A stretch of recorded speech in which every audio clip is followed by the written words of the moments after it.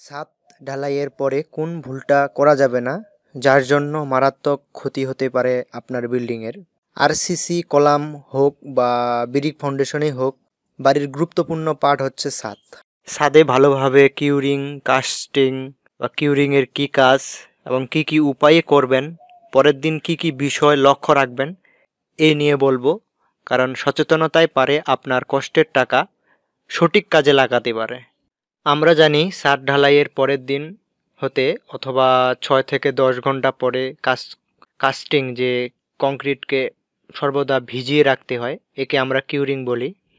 ঢালাইকৃত concrete এর শক্তি বৃদ্ধি করার জন্যই আমরা সর্বদা পানি ভিজিয়ে রাখবো সেই সদ্য ঢালাইকৃত কংক্রিটকে। তো কংক্রিটের কাজ কি বা উদ্দেশ্য কি? কিউরিংয়ের উদ্দেশ্য কি বা কাজ কি? নির্মাণ কাজে স্থায়ী ও মজবুত করার জন্য এটা করা হয় কিউরিং, একটা নির্দিষ্ট সময়। তো আমার কিউরিং কংক্রিটে বা কোন আরসিসি কাজে কতদিন কিউরিং করবেন, এই নিয়ে আমার পূর্বে আরেকটি ভিডিও আছে। কিউরিংয়ের যে ছাদের ক্ষেত্রে যে সময়টা, সেটা হচ্ছে 28 দিন কিউরিং করতে হয়।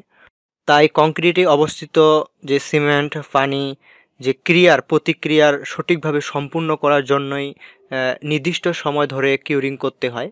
সদ্য ঢালাইকৃত কংক্রিট যেন সঠিক সময়ে সঠিকভাবে জমাট বাঁধে এবং সময় সংকোচনের দারুণ কংক্রিট যাতে ফেটে না যায় বা লিকেজ না করে পরবর্তীতে পানি আপনার ছাদ থেকে, এর জন্য সঠিক সময় ধরে আপনাকে কিউরিং করতে হবে। আর কংক্রিটের শক্তিশালী করার জন্য আমরা উদ্দেশ্য হচ্ছে বা কাজ হচ্ছে কংক্রিটকে কিউরিং করা। এখন আপনি ভাবছেন যে কিউরিং আমি ছাদে তো করি, তো কিভাবে করতে পারি? তো শুধু ছাদের ক্ষেত্রে না, কলামের ক্ষেত্রে, গ্রেড বিমের ক্ষেত্রে বা বিভিন্ন আরসিসি কৃত্রিম কংক্রিট ঢালাইয়ের পরে নির্দিষ্ট সময় পরে আমাদের কিউরিং করতে হয়। তো আপনি মাটির ঘেরা তৈরি করে করতে পারেন বা পানি ছিটিয়ে করতে পারেন, সেই স্থানটাকে আপনি ছায়াময় করে করতে পারেন, পৃষ্ঠদেশ আচ্ছাদিত করে কিউরিং করতে পারেন। এগুলো হচ্ছে কিউরিংয়ের উপায়। তো ছাদের ক্ষেত্রে আমরা চতুর্দিকে ঘের বা আল তৈরি করে কিউরিং করব। তো আমার এই ভিডিওতে আপনারা দেখছেন যে তারা আল তৈরি করেছে। এবার আপনার ছাদে গতকাল যে ঢালাই হয়েছে, তার পরের দিন আপনি কিউরিং করবেন। এর আগে তো আপনাকে সম্পূর্ণ ছাদটাকে পানি আটকানোর জন্য ব্যবস্থা করতে হবে। তো কিভাবে করবেন? তো মাটি দ্বারা ঘের তৈরি করতে পারেন, আমি পূর্বে বললাম বালি সিমেন্টের মিশ্রণে করতে পারেন, অথবা ছাদে অন্য কোনো সারফেস দিয়ে পানি ছিটিয়ে বা ছায়াময় করে পৃষ্ঠদেশ আশ্রিত করে এভাবে করতে পারেন। এগুলো হচ্ছে পানি ছিটানোর বা কিউরিং করার উপায়। তো আজকে আমি সম্পূর্ণ কিউরিং নিয়ে বলবো এবং আপনারা কি কি ভুল করে থাকেন এই কিউরিং করার ক্ষেত্রে। তো ভিডিওটা অনেক গুরুত্বপূর্ণ হতে যাচ্ছে, আপনি ধৈর্য সহকারে শুনুন, অনেক কাজে আসবে বা আপনার বাস্তব কাজে অনেকটা ধারণা চলে আসবে। গ্রামে 2-3 তালা যে বিল্ডিংগুলো হয়ে থাকে, তো গ্রামের মানুষ তারা যেটা করে থাকে, পরের দিন তারা সেখানে গাঁথুনি দিয়ে চতুর্দিকে একটি করে ইট গাঁথুনি দিয়ে তারা ঘের তৈরি করে। ইট দিয়ে ঘের তৈরি করা কতটা যে ছাদের জন্য ক্ষতি হয় এবং তাই ভিডিওতে থাকছে কি কি ক্ষতি হতে পারে ইটের যে ঘের তৈরি করার ক্ষেত্রে।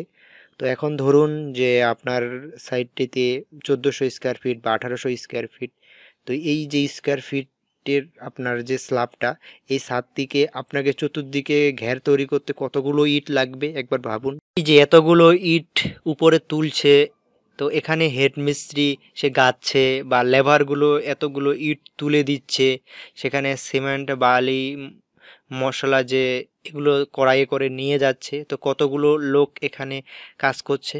তো আপনার এই যে সদ্য ঢালাইকৃত যে স্ল্যাবটা, এর উপরে কিন্তু পরের দিনই এতগুলো মানুষ উঠতেছে।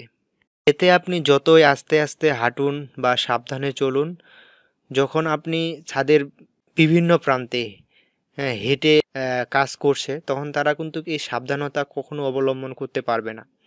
এদিকে আপনার সে সদ্য ঢালাইকৃত ছাদটি কিন্তু জমাট বাঁধানো শুরু করেছে। এখন যদি এই জমাট বাঁধানো শুরুর সময়টাতে আপনি যদি তার উপরে যেটাকে বলবো যে নড়াচড়া করেন বা ধাক্কা দেন, তাহলে তার যে বন্ডিং, যে তার জমাট বাঁধানোটা, সেটা কিন্তু অনেকটা কমে আসবে। আপনি ভাবছেন যে আমার ছাদ তো খুব শক্ত বা মজবুত হয়ে গেছে, এখন হাঁটলে সমস্যা নেই। তো এখানেই ভুল, আপনার কষ্টের টাকা সঠিকভাবে আপনি এই শেষে এসে একটা ভুল কারণে আপনার যে ছাদের যে শক্তি বা স্থায়িত্বটা অনেকটা কমিয়ে নিয়ে আসছেন। এখন ধরুন যে আপনি সঠিক অনুপাতে বা আপনার লেভেল ঠিক রেখে ছাদে শাটারিং করলেন এবং ভালো রড বাইন্ডিং করলেন, ভালোভাবে চেক দিলেন, ক্লিয়ার কভার ঠিক রাখলেন, আপনার ছাদে সেগ্রিগেশন হলো না। তো এটার পরেই আপনি আরেকটা ভুল করতে যাচ্ছেন, সেটা হচ্ছে যে আপনি পরের দিন স্ল্যাবটাকে বা ছাদের উপরে অনেক মানুষ হাঁটাচলা করাচ্ছে। এটা ভাবুন যে আপনার ছাদটা যদি 5 ইঞ্চি ঢালাই হয়ে থাকে বা 4.5 ইঞ্চি ঢালাই হয়ে থাকে, অনেক ক্ষেত্রে 6 ইঞ্চি ঢালাই হয়ে থাকে। তো এই যে এত ঢালাইয়ের যে লোড এবং আপনারা যে পরের দিন উঠতেছেন এই লোড, তো ছাদটা কিন্তু অবশ্যই কাঁচা আছে। যেহেতু এত পুরুত্বের একটা ঢালাই হয়েছে, তো ছাদটা তো এত তাড়াতাড়ি 6 থেকে 10 ঘন্টার মধ্যে জমাট বাঁধতে পারবে না, অবশ্যই কাঁচা আছে ছাদটি। এখন আপনার ছাদে প্রায় 6 থেকে 8 জন মানুষ হাঁটাচলা করছে, তো আপনি নিচে দেখবেন যে বাঁশগুলো কাঁপছে। তো এই যে বাঁশগুলো কাঁপছে এবং আপনার শাটারিংটা একটু আপ ডাউন করছে, এর ফলে কি আপনার সেই ছাদের ভিতরে ভয়ের থেকে যাবে না?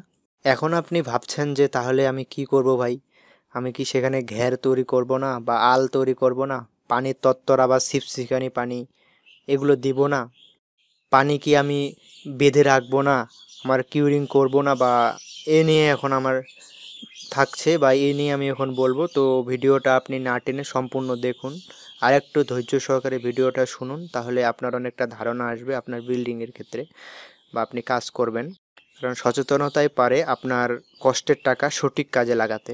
তো 6 থেকে 10 ঘন্টা পর আপনি কাঠামোতে বা সেই ছাদের উপরে ইট দিয়ে ঘের তৈরি করবেন না, আপনি সেখানে চটের বস্তা দিতে পারেন বা সিমেন্ট বালু 8:1 অনুপাতে, সেটা হচ্ছে 1 ভাগ সিমেন্ট এবং 8 ভাগ বালু দিয়ে আপনি সিমেন্ট মিশ্রণ করে ঘের তৈরি করতে পারেন। তো এটা হচ্ছে কখন করবেন, এটা ছাদ ঢালাই হয়ে আসছে এক পাশ থেকে ওনারা সিমেন্টের কাজ করে আসতেছে, তো সাথে সাথেই আপনি এটা করতে পারেন। সাথে সাথে তো বলবেন যে সেদিন তো সবাই ব্যস্ত থাকে, কিভাবে এটা করা যায়। তাহলে আপনি 6 থেকে 10 ঘন্টা পরেই এই ব্যবস্থাটা করুন। আপনি 6 থেকে 10 ঘন্টা পরে 2 জন মানুষ সেই 1:8 অনুপাতে বালি সিমেন্টের মিশ্রণ দিয়ে ঘের তৈরি করুন চতুর্দিকে আস্তে আস্তে। যখন আপনি এইটা তৈরি করছেন তখন তো এই আলটাকে বা এই ঘেরটাকে জমাট বাঁধতে হবে বা এটাকেও একটা সময় দিতে হবে। তো এটার একটা সময় বা আপনার ছাদের যে পরের দিনে যে কিউরিংয়ের একটা সময়, তাহলে আপনার কিন্তু একটা লং সময় হয়ে যাচ্ছে, তখন কিন্তু আপনার 24 ঘন্টা চলে আসছে। তো তার জন্য আপনাকে যেটা করতে হবে, এই ঘেরের পাশাপাশি আপনাকে পানি ছিপছিপানি, পানি ছিটানো, পানি তত্ত্বরানি এসব দিয়ে আপনাকে সবসময় ছাদটিকে শীতল রাখতে হবে। নির্মাণ কাজে আপনার যে ব্যবহৃত পানির এটা কি গুরুত্বপূর্ণ, এখন আমি এটা বলবো। কারণ নির্মাণ কাজে যে আপনার পানির গুরুত্বপূর্ণ কতটা, এটা এখন আপনি শুনলে বুঝতে পারবেন যে আপনারা যখন মাত্রারিক্ত বা অম্ল, ক্ষার, জৈব অজৈব পদার্থ মুক্ত করার জন্য বা একটা যে বালিতে, খোয়াতে, সিমেন্টে অম্ল, ক্ষার, জৈব বা পানির যে তৈলাক্ত পদার্থ থাকে, এগুলোকে একসাথে বন্ডিং বা জমাট বাঁধানোর করার কারণে আমরা পানি ব্যবহার করি। বা আয়রন জাতীয় পদার্থ, শ্যাওলা বা অন্যান্য ক্ষতিকর কোনো পদার্থ অবশ্যই মিশ্রণে আপনার বালিতে বা খোয়াতে আসে।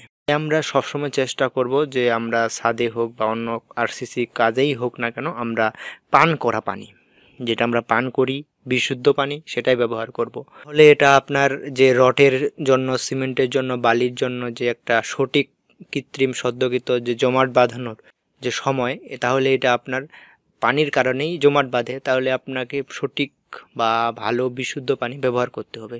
তো এই ছিল আজকে আমার কংক্রিটের বা ছাদের কিউরিং নিয়ে পরের দিনে, যে ছাদ ঢালাইয়ের পরের দিনে কি করবেন এই নিয়ে। তো ধন্যবাদ সবাইকে এতক্ষণ সাথে থাকার জন্য।